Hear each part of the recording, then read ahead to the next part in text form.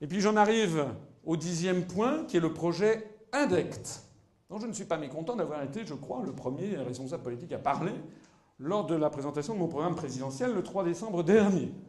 D'ailleurs, personne d'autre n'en parle. Ce projet INDECT, c'est quoi?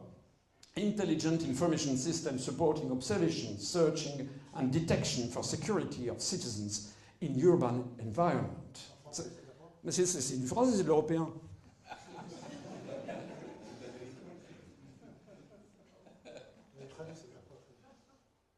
Vous faites mauvais esprit, vous n'êtes pas un Européen convaincu.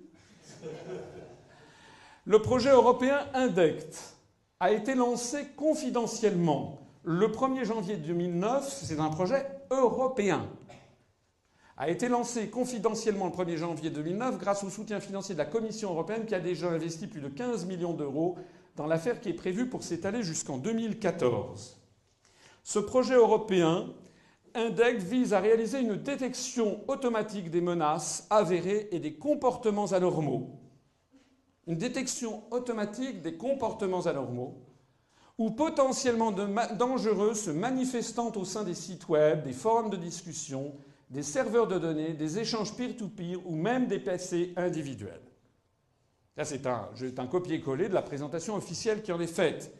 C'est-à-dire que, par exemple, si un jour vous voulez vous documenter sur Al-Qaïda, vous tapez Al-Qaïda et tac, vous êtes fiché, vous serez fiché comme étant un terroriste potentiel. Même si Al-Qaïda, peut-être, je ne sais pas, il y aura un branchement sur la CIA, j'en sais rien. Mais enfin, en attendant, vous serez potentiellement fiché. Des agents informatiques ou des programmes spécialisés seront par ailleurs chargés d'explorer les échanges et de signaler les risques à travers des plateformes d'échange et de mise en mémoire des données personnelles ou non, avec des moteurs de recherche adéquats. Ça veut dire en particulier que avec ce système, on ira regarder dans vos boîtes aux lettres, dans tous vos échanges de courriel, et une sélection sur un certain nombre de mots-clés. Tout ceci étant mis dans des fichiers qui seront, ultérieurement d'ailleurs, connectés avec tout ce que l'on sait de vous. Par exemple, votre physique, vos noms, vos préférences alimentaires, vos goûts, vos dépenses, vos cartes de crédit, et donc par l'intermédiaire des fichiers bancaires, eh bien, tout ce que l'on peut savoir sur vous.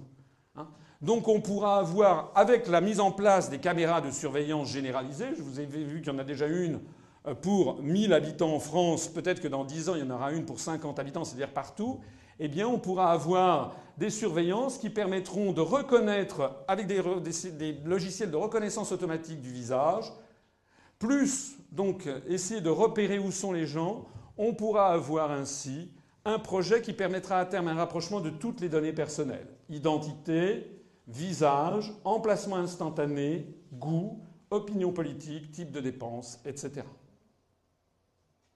Même la Gestapo n'avait jamais rêvé mieux. Même le KGB soviétique.